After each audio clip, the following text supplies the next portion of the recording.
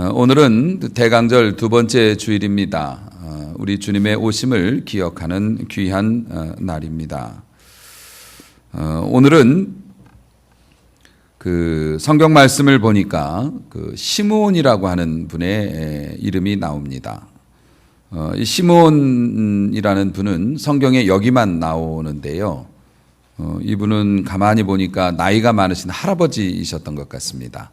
오늘은 그 할아버지를 통해서 우리가 인생 일생일대의 교훈을 얻게 될 건데요. 여러분 오늘 말씀 잘 들으시면 여러분의 남은 삶이 정말 멋지게 변화될 수도 있는 기회니까 여러분들 모든 감각을 동원하셔서 열심히 새겨 듣고 축복받으시기를 축원합니다.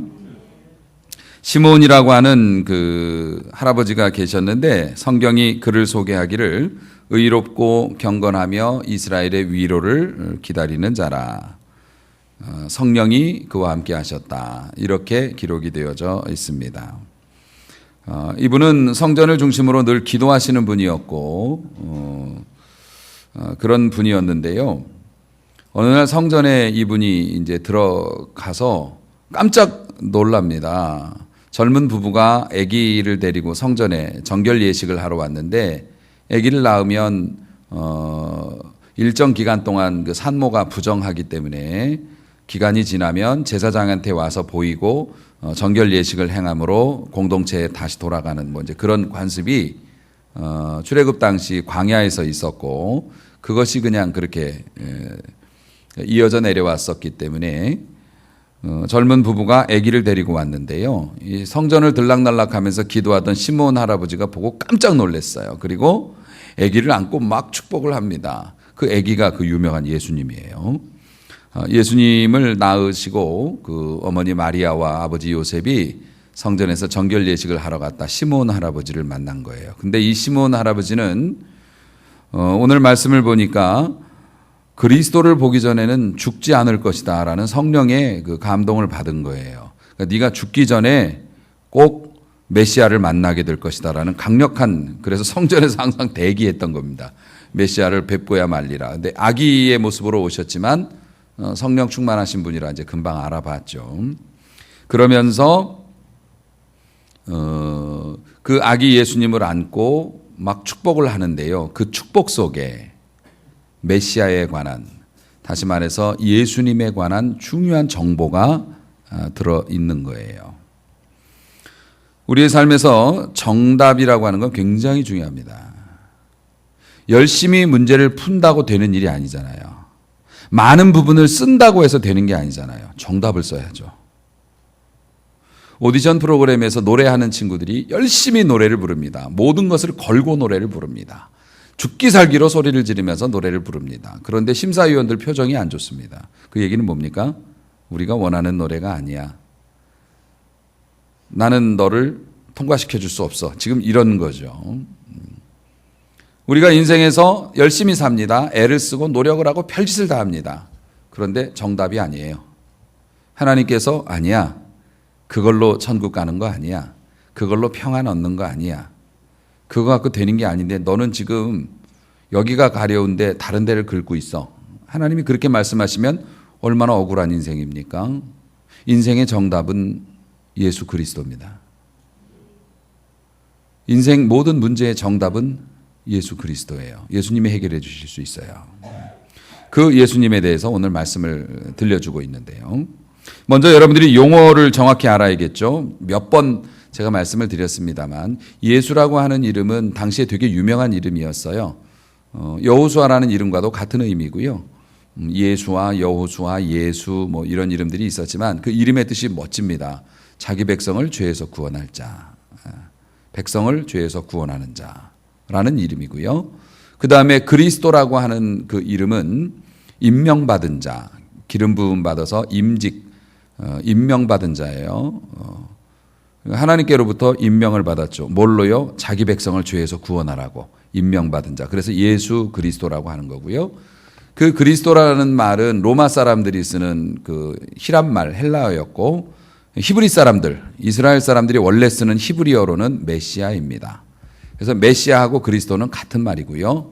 중국 사람들은 기독이라고 불렀습니다. 그래서 기독, 메시아, 그리스도가 다 같은 말이에요.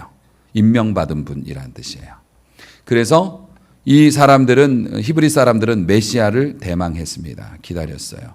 왜냐하면 이 히브리 사람들은 우리나라하고 비슷한 게 많아요. 나라가 작고 주변의 큰 나라들 사이에서 고생을 많이 했어요.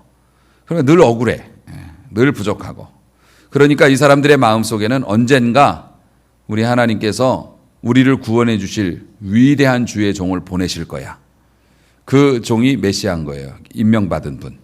그분이 오면 우리 억울한 거 다 털어버리고 진짜 행복해질 수 있을 거야.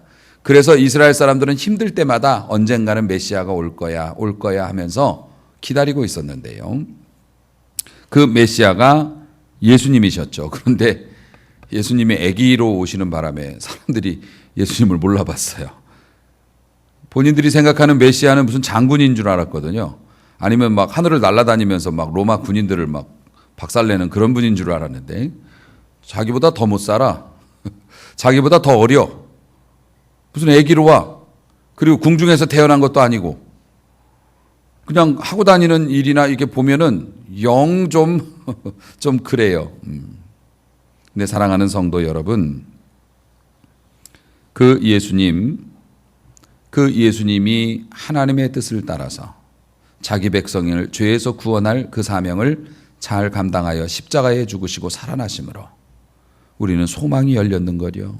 그것은 2000년간 역사가 입증하고 있고 오늘 지금 이 자리에 와서 앉아 계신 여러분들이 증명하고 있는 걸요.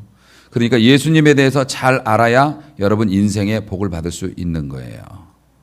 모든 문제의 정답은 예수님입니다. 자, 이 할아버지가 예수님에 대해서 뭐라고 말씀했냐면 25절 말씀에 이 사람은 의롭고 경건해서 이스라엘의 위로를 기다리는 자다. 이렇게 이야기를 했습니다. 예수님은 어떤 분이신가? 우리를 위로해 주시는 분. 세상에서 지치고 시달린 영혼들을 위로하십니다. 예수님에 대해서 구약 성경에서 아직 예수님이 탄생하기 전에 메시아가 오신다면 메시아는 이런 분이다라고 이사야 선지자가 굉장히 많이 예언을 했어요. 이사야서 51장 3절을 보면 이렇게 기록됩니다. 대저 나 여호와가 시온을 위로하되, 시온이라는 건 예루살렘 성을 말하고요. 영적으로는 하나님을 섬기는 자들을 말하고요. 확대 해석하면 우리들을 또 이야기합니다. 그러니까 시온 하면 그냥 여러분이라고 보셔도 큰 무리는 없어요. 자, 다시 읽어드릴게요. 대저 여호와가 나 여호와가 시온을 위로하되, 여러분을 위로해요. 자, 그런데 어떻게 위로하냐면 그 모든 황폐한 곳을 위로한다. 우리 인생에 황폐한 게 있잖아요. 장밋빛 꿈으로 시작했는데 관계가 황폐해지고 경제가 황폐해지고 내 육체의 건강이 황폐해지고, 근데 모든 황폐한 곳을 위로해요. 메시아가 오시면 황폐한 곳을 위로해서 그 광야가 뭡니까? 비가 내리지 않는 땅, 풀이 자라지 않는 땅, 바람만 불어도 먼지가 막 해서 사람도 짐승도 안 다니는 외로운 땅,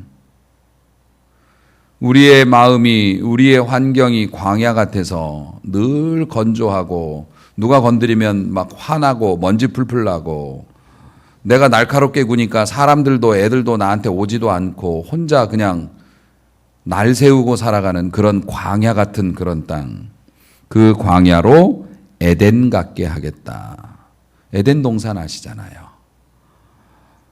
풀과 나무와 또 곡식과 열매들이 있고 하나님이 창조하신 아름다운 동물들이 있고 그 가운데 행복하게 살아가는 아담과 하와가 있었던, 메시아가 오시면 시온을 위로하는데 모든 황폐한 곳이 위로를 받는데 어떻게 받냐면 광야가 에덴 같고 사막으로 여호와의 동산 같게 해줄 것이다. 할렐루야. 광야 같은 인생을 살고 있다면 예수님을 만나시기 바랍니다. 에덴 동산 되는 줄로 믿으시기 바랍니다. 그래서 그 가운데 기뻐함과 즐거움과 감사함과 창화하는 소리가 있으리라. 성경에서 창화라고 하는 것을 어떻게 설명하냐면 여러분들 축구 한일전 하시다가 우리나라 선수가 일본 쪽으로 막 달려가서 골을 한 골을 제대로 넣었어요. 그럼 여러분 어떻게 합니까? 자동 만세가 나옵니다. 만세! 이렇게 되죠. 아파트가 떠들썩하죠. 그게 창화예요. 여러분이 하나님이 주신 축복으로 말미암아 그 위로를 받고 창화하게 되는데 예수님께서 하신 일들 중에서 사람을 위로하시는 일들이 많이 있었는데 나인성이라고 하는 성이 있었어요. 동네에서 예수님이 지나가시는데 사람들이 막 울고불고 난리 났습니다. 보니까 장례 행렬입니다. 이 사람들은 시신을 이렇게 들것 같은 데다 이렇게 올려가지고 메고 다니거든요. 지금도 중동에서는 그러잖아요. 죽은 사람들 그렇게 메고 가죠. 그렇게 메고 가는데 보니까 가난한 과부의 아들이 죽었어요. 이 과부로서는 온 희망이 사라졌죠. 불쌍하니까 동네 사람도 울고 과부도 울고 난리가 났습니다. 예수님께서 이 죽은 아이를 살려내셨어요. 그랬더니 통곡 소리가 어떻게 됩니까? 창화하는 소리로 바뀝니다. 장례식에 모여서 통곡을 하던 사람들이 만세를 부르기 시작합니다. 난리 났습니다. 주님이 오시면 여러분의 인생에 그런 일이 일어나는 줄로 믿으시기 바랍니다. 그뿐만 아니에요. 죽은 나사로를 살리셨어요. 예수님이 늦게 오셔가지고 우리 오빠 죽었다고 마르다와 마리아가 예수님 원망하면서 울고불고 난리 났고요. 예수님께서 거기 와보니까 나사로가 죽은 것 때문에 동네 사람들이 가족들이 울고 슬퍼하는데 예수님도 슬퍼서 울었어요. 나사로 죽은 게 불쌍해서 울은 게 아니라 내가 여기 왔는데 너희들은 그렇게 나를 못 알아보니 내가 무슨 일을 할 수 있는지를 너희는 모르는구나. 인간의 불쌍함을 보시면서 가슴 아파 눈물을 흘리시고 나사로야 나오너라. 거기도 초상집이 잔치집으로 바뀌어버렸습니다. 난리 났죠. 그뿐만입니까? 7 귀신 들렸던 거리의 여자 마리아가 여자가 말입니다. 직업이 술집 여자예요. 거기다가 7 귀신이 들렸어요. 그건 인생의 바닥이에요. 희망이 없어요. 완전한 절망이에요. 예수님이 고쳐주셨어요. 인생 다시 시작할 수 있게 해주셨어요.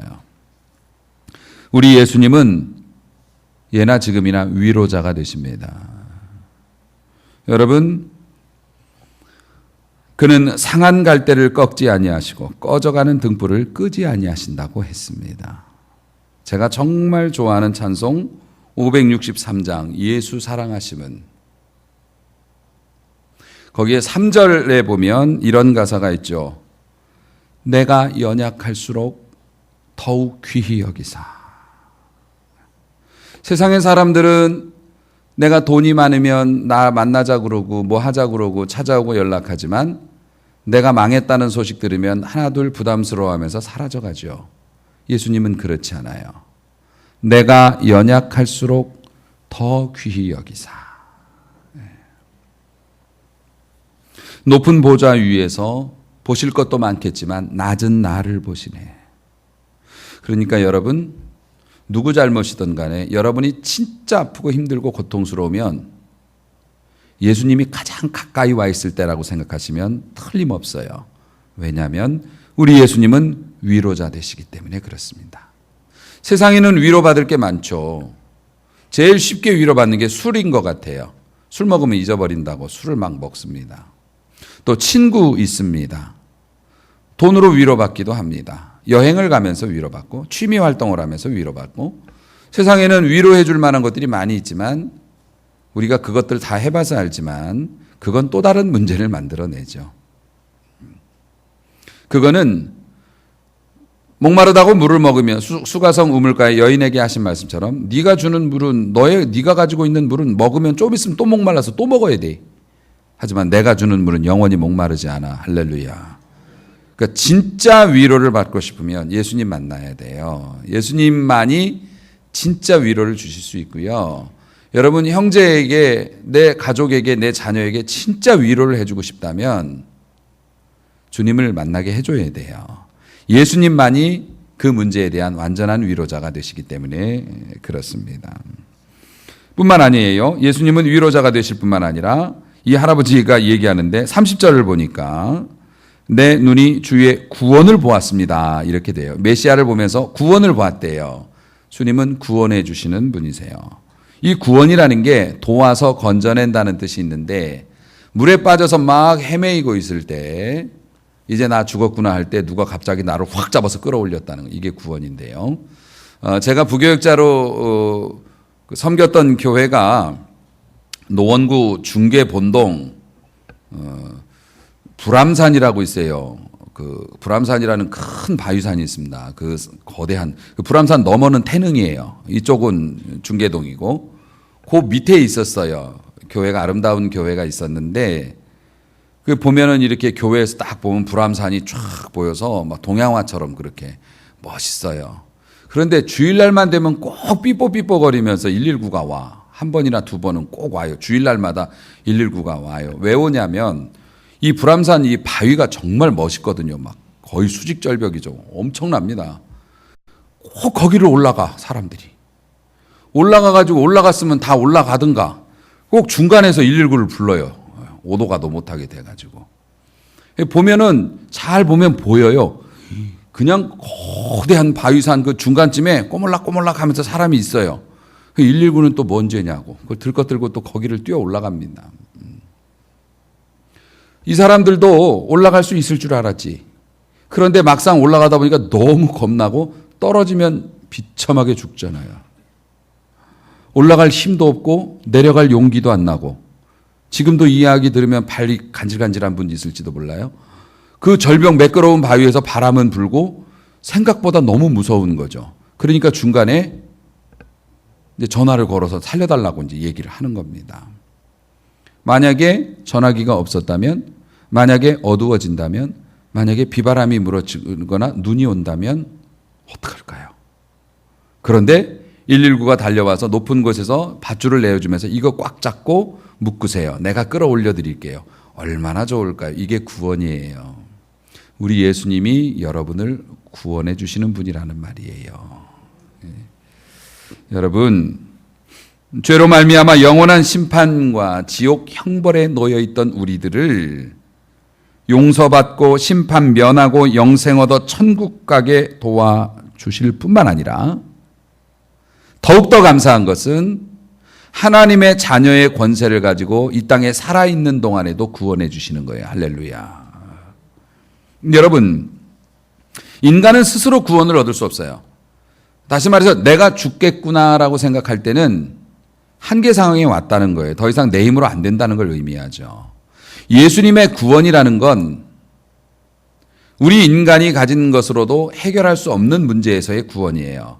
돈으로 안 되는 문제 있어요. 정말 병들어 보세요. 돈 갖고 되는 게 아니에요. 자식이 속썩여 보세요. 힘으로 되는 게 아닙니다.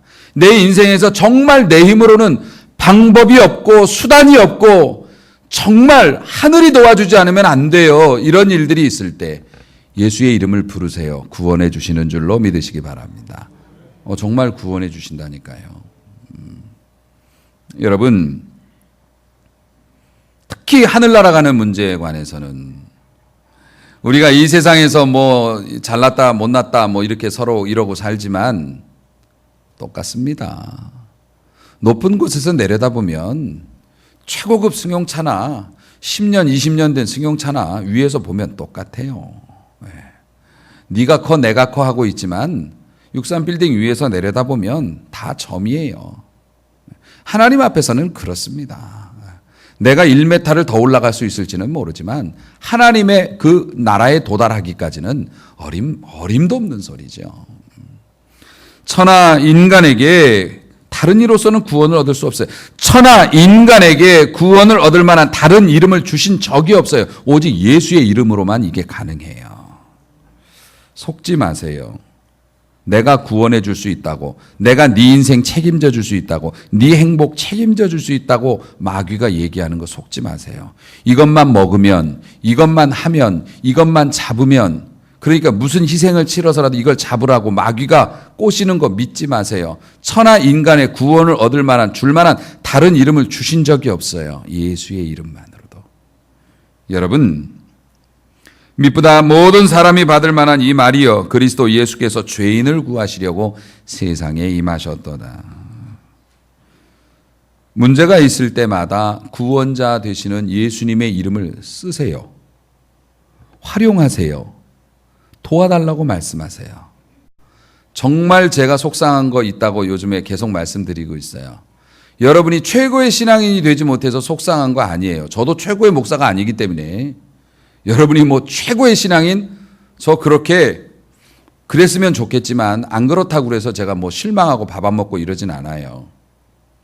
그런데 제가 정말 답답한 건 여러분 구원이 필요하잖아요. 하나님이 도와주셔야 되잖아요. 근데 왜 도와달라고 안 합니까? 구하면 주신다고 했는데, 찾으면 찾을 수 있다고 했는데, 왜 길이 없다고, 왜 외롭다고, 왜 두렵다고, 왜 미치겠다고 그러고만 있지? 구원자 되시는 예수님한테 왜 말씀 못하세요? 그게 너무 아쉬운 거예요. 여러분, 요한복음 16장 24절 말씀, 지금까지는 내 이름으로 아무것도 구하지 아니하였으나 구하라 그리하면 받으리니 받아서 너희 기쁨이 충만하리라. 할렐루야. 여러분, 몇 번 기도해보고 안 됐다고 내려놓은 문제들 도로 다 꺼내세요. 그리고 구원자 되신 예수님 앞에 내놓아 보세요. 성탄절 전에 한번 해보세요. 구원자 되신 예수님께서 그분이 정말 어떤 구원을 보이시는지 역사하실 줄로 믿습니다. 자, 뿐만 아니라 32절을 보니까요. 이방을 비추는 빛이라 이렇게 말씀해 주셨습니다. 예수님이 빛이 되신다는 겁니다. 예수님을 만나면 길이 보여요. 예수님, 근데 목사님 자꾸 예수님을 만나라고 그러는데 저 집사예요. 저 권사라고요. 예수님 만났죠. 그럼요. 예수님 만났죠. 산으로 올라갈 때 셀파라고 도와주는 분 있잖아요. 셀파를 만났어요. 그럼 셀파를 만나서 셀파의 도움을 받으려면 어떻게 해야 돼요? 같이 가야죠. 셀파하고 같이 가야죠. 셀파는 이리 가는데 난 지금 혼자 가고 있잖아요. 예수님 만났어요. 예수님과 동행하라는 얘기예요. 예수님과 동행하면 길이 보여요. 길이 보인다고요. 여러분, 마태복음 4장 16절 흑암에 앉은 백성이 큰 빛을 보았다 이렇게 되어 있습니다. 흑암이라는 게 뭐냐면 정말 깜깜한 거예요. 한 발자국도 뛸 수 없고 아무것도 안 보이는 흑암. 흑암을 경험하고 싶다면 어디 시골에 깜깜한 그 산 막 길 있잖아요. 거기 이렇게 밤에 차 몰고 가셔서 라이트 한번 꺼보세요. 흑암이 바로 그런 겁니다. 저희 형님이 청도에 사시거든요. 청도에 여기서 가려면 저는 길을 모르니까 내비게이션이 가라는 대로 가는데 꼭 이 녀석이 좀 돌아가도 평평한 길로 갈 수 있는데 꼭 이 녀석이 산으로 가라고 그래요. 그래가지고 막 미시령 산처럼 막 이렇게 막 넘어가는 데가 있습니다. 밤에 가게 될 때 우리 아이들 태우고 갈 때 제가 장난하느라고, 여러분은 그러시면 안 돼요. 장난하느라고 막 밤에 이렇게 막 산길을 막 가뜩이나 좀 캄캄하고 무서운데 가로등도 없는데 라이트를 딱 꺼. 그럼 뒤에서 난리가 나요. 창화하는 소리가 나죠. 아파! 그럽니다. 아무것도 안 보여요. 얼마나 무서워요. 차가 움직이고 있는데. 그러니까 저도 죽기 싫으니까 빨리 불을 켜죠. 만약에 라이트가 없다면 찾아갈 수 있을까요? 길을 못 찾아요. 불이 켜지면 길이 보여요. 그렇잖아요. 예수님과 동행하면 길이 보여요. 사업을 하다가 막혔나요? 먹고 살 길이 막막한가요? 도대체 이 문제를 어떻게 해야 될지 도저히 답이 안 나옵니까? 예수님께 여쭤보세요. 예수님이 빛이 되시거든요. 여러분, 예수님을 만나면 길이 보이고 불안이 사라져요. 아이디어가 생깁니다. 사람이 제일 무서운 게 죽는 거잖아요. 아무리 믿음의 사람도 죽는 거를 되게 싫어합니다. 인간은 본질적으로 죽음에 대한 공포를 가지고 태어났기 때문에도 싫어하고, 또 죽으면 내 익숙한 것들과 이별하게 되는 것이 또 싫고 그러기 때문에 싫어하죠. 지금 시므온 할아버지가 굉장히 나이가 많으셔갖고요, 아마 돌아가실 날만 기다리고 있었나 봐요. 근데 성령께서 네가 메시아를 만나기 전까지는 죽지 않으리라라는 말씀을 받아가지고 이분이 그냥 살고 있었는데, 메시아를 딱 만나고, 아기지만 예수님을 딱 만나니까 이분이 뭐라고 얘기합니까? 29절 보니 이제는 말씀하신 대로 종을 평안히 놓아주시는도다. 죽어도 여한이 없습니다. 이렇게 얘기해요. 왜냐하면 예수님을 만나고 나니까 그의 영혼의 빛이 임하니까 천국 가는 길이 보이는 거예요. 지금 살고 있는 것도 살고 싶은 마음도 있지만 천국 가는 길이 그 빛 때문에 보이니까 이게 너무 좋은 거야. 죽어도 나는 편안합니다. 이제 나를 이 인생의 고단한 육신과 이런 것에서 나를 놓아주셔서 너무 감사해요. 왜냐하면 이 빛을로 비춰보니까 천국이 너무 좋거든. 너무 감사해서. 예수님을 만나면 이렇게 평안이 와요. 왜냐하면 더 이상 어둠 속에 헤매지 않아도 되거든요. 예수님이 요한복음 8장 12절에서 말씀하셨습니다. 나는 세상의 빛이니 나를 따르는 자는 어두움에 다니지 아니하고 생명의 빛을 얻으리라. 할렐루야. 길을 잃었나요? 막막한가요? 빛 대신 주님을 만나셨으면 동행하는 은혜가 있기를 축원합니다. 자, 그러면 우리 예수님은 하나님께서 보내신 우리를 구원하시는 분이시고 우리를 진짜로 위로해 주실 수 있는 분이시고 그 다음에 우리의 빛이 되시는 분인데 그 예수님과 동행을 하려면 어떻게 해야 되나요? 전통적으로 우리는 뭐라고 가르쳤냐면 헌금을 많이 하세요. 특별하게. 혹은 교회에서 봉사를 많이 하세요. 예배에 많이 나오세요. 기도 열심히 하세요. 뭐 그렇게 얘기하잖아요. 그러면 주님과 동행할 수 있어요. 맞나요? 틀리나요? 맞죠. 아무래도 세상에 가서 세상에서 돌아다니는 사람보다는 기도하고 헌금하고 봉사하고 뭐 예배드리는 사람이 훨씬 더 은혜 받고 예수님과 같이 갈 기회는 많죠. 근데 그건 절에서도 그렇게 하거든요. 복 받고 싶으세요? 시주를 많이 하세요. 기와장에 이름 써서 올리시고 거기서도 기도라고 해요. 기도 많이 하세요. 나와서 기도하세요. 1시간당 10,000원이에요. 기도하세요. 덕을 많이 쌓으세요. 불쌍한 사람들 많이 도와주세요. 절에서도 그렇게 해요. 절 다니는 거하고 교회 다니는 거하고 뭐가 다를까요? 여러분, 우리가 그렇게 헌금을 하거나 봉사를 하거나 이렇게 하는 건 당연히 있어야 되는 거지만 그거는 순서상으로 볼 때 예수님을 만나고 보니까 예수님이 구원해 주셨어요. 빛을 보여주셨어요. 그 은혜가 너무 감사한 거야. 사람이 염치가 있지 어떻게 가만히 있어요. 그래서 나와서 하는 거예요. 그게 순서가 바뀌게 되면 내가 이걸 해갖고 주님께 인정을 받아서 주님의 도움을 받으리라 하면 나중에 꼭 본전 생각을 한답니다. 내가 이만큼 했는데 안 도와주시는 건가 지금? 내가 다른 사람보다 더 많이 했는데 내가 왜 인정을 못 받지? 목사님 모르시나? 내가 이렇게 많이 헌금했는데 칭찬 한마디가 없으시네? 이런 소리가 나오게 돼요.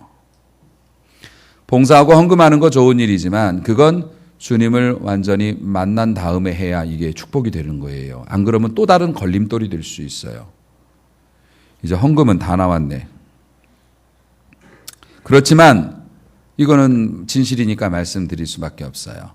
여러분, 구원자 되시고 위로자 되시고 빛이 되신 주님을 경험하기 원한다면 여러분도 축복하세요. 누구를? 예수님은 축복하지 마세요. 이웃을 축복하세요. 형제를 축복하세요. 자식을 축복하세요. 여러분이 원래는 축복권을 가지신 분들이에요. 예수 믿으면 축복권이 있어요. 축복의 권세가 여러분에게 있다고요.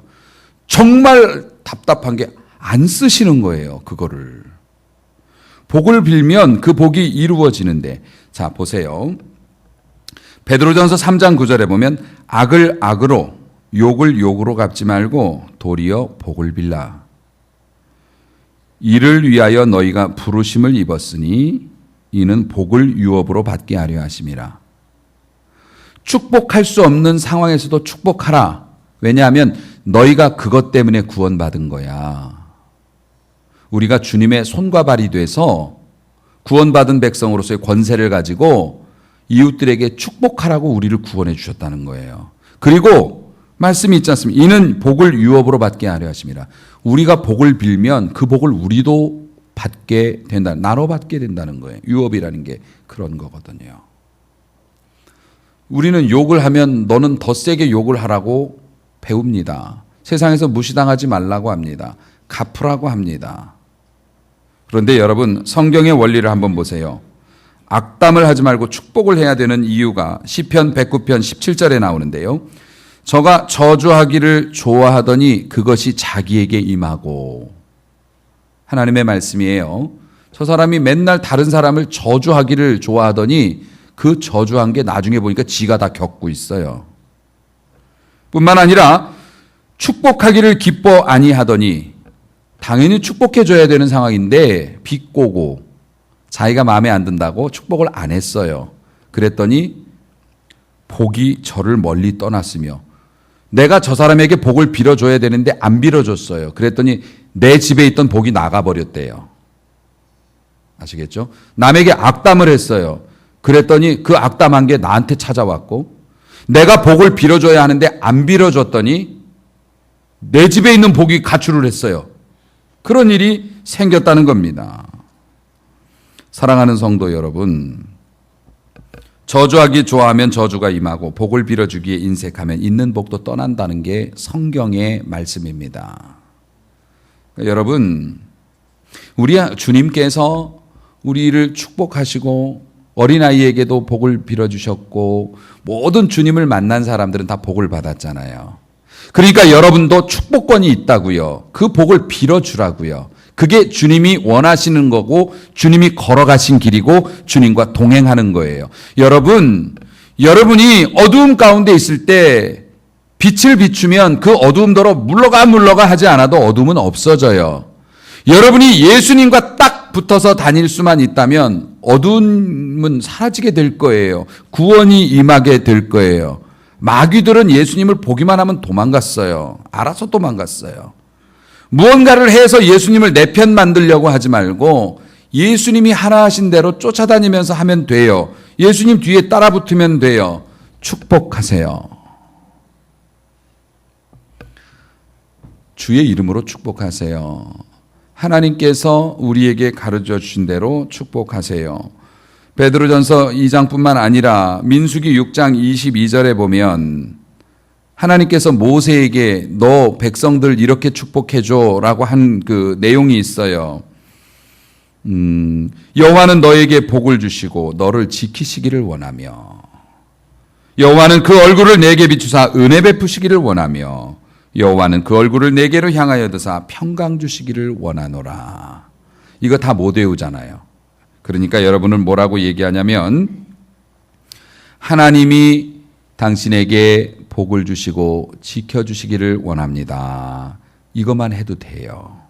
자식을 학교 갈 때 하나님이 너에게 복을 주시고 오늘 너를 지켜주시기를 원한다. 축복해요. 그리고 보내란 말이에요. 이거 엄청난 일이에요. 여러분이 복을 빌면 이루어진다고 했어요. 써먹으세요. 여러분 주변에 있는 분들 하나님이 복을 주시고 지켜주시기 원합니다. 이렇게 축복해 주란 말입니다. 그 축복을 하면 주의 영이 임하거든요. 여러분의 마음에. 주의 영이 임하면 주님이 함께 하시는 거예요. 내가 주 안에, 주님이 내 안에. 그러면 어둠이 물러가고 구원의 역사가 일어나고 어떠한 일에도 낙심하지 않는 위로의 사람이 될 줄로 믿습니다. 성탄절을 뭘로 준비하나요? 아이들은 율동을 가지고 준비합니다. 어른들은 준비 안 합니다. 여러분 진짜 성탄이라는 건 여러분이 복 받아야 성탄이지 남의 잔치 볼 거예요.